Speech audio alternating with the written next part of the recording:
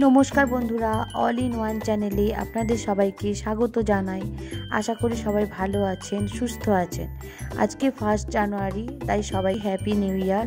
সবাই ভালো থাকবেন, সুস্থ থাকবেন আর সবার জীবনে অনেক সুখ, সমৃদ্ধি ও শান্তিতে জীবনটা ভরে থাকুক। আজকে আমি একটা মাছের রেসিপি নিয়ে হাজির হয়েছি। খুবই পরিচিত একটি মাছ, সিলভার কার্প মাছ। এই মাছটি খুবই পরিচিত আর খেতে খুবই ভালো। মাছটা আমি প্রথমে নুন ও হলুদ মাখিয়ে নিচ্ছি। নুন হলুদ মাখিয়ে নেওয়ার পর মাছটা আমি কিছুক্ষণ রেখে দেব। এই মাছগুলো একটু যদি সাইজে বড় হয় সেগুলো খেতে খুবই ভালো হয়। ছোটোগুলো অতটা ভালো লাগে না, কিন্তু বড়গুলো খেতে খুব ভালো হয়। এবার কড়ার মধ্যে 3 টেবিল চামচ তেল আমি দিয়ে দিয়েছি। তেল দেওয়ার পর কড়াটাকে প্রথমে খুব ভালো করে গরম করে নিতে হবে। তেল দেওয়ার পর তেলটা গরম হলে মাছগুলো এক পিঠ করে উল্টে দিতে হবে। মাছগুলো যখন সব ভাজা হয়ে যাবে তখন একটা একটা করে মাছ আমি তুলে নেব। মাছগুলো খুব লাল লাল করেই ভেজে নিতে হবে। গোল্ডেন কালার হয়ে যাবে সেই সময় ঠিক তুলে নিতে হবে মাছগুলোকে। কড়াই যে তেল থাকবে ওই তেলের মধ্যে আমি মাছের গ্রেভিটা বানিয়ে নেব। তার জন্য লাগবে পেঁয়াজ। 2টো পেঁয়াজকে আমি কুচিয়ে নিয়েছি। 8 থেকে 10টা রসুন কুচিয়ে নিয়েছি। কাঁচা লঙ্কা আর কিছুটা পরিমাণ ধনেপাতা দেব।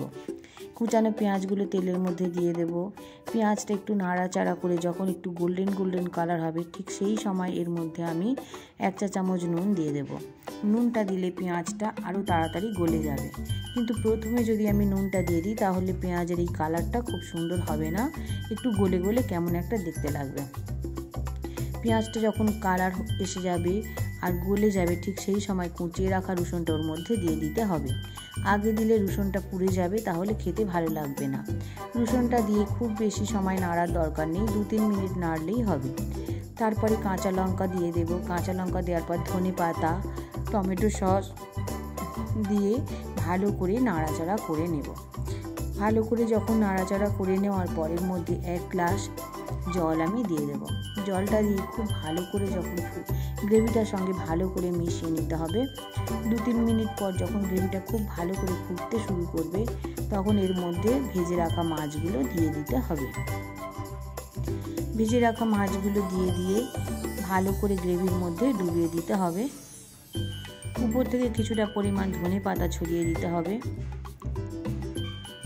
2-3 মিনিট খুব ভালো করে ফোটার পর এক পিঠ উল্টে দিতে হবে, দিয়ে 2-3 মিনিট পর এটাকে নামিয়ে নিতে হবে। দেখুন মাছের ঝাল পুরো হয়ে গেছে, আমি নামিয়ে নিয়েছি। খুব সামান্য কিছু উপকরণ দিয়ে এই রেসিপিটি বানিয়ে নেওয়া যায় এবং খেতেও খুব ভালো হয়। দেখুন গ্রেভিটা আমি উপর থেকে দিয়ে দিচ্ছি।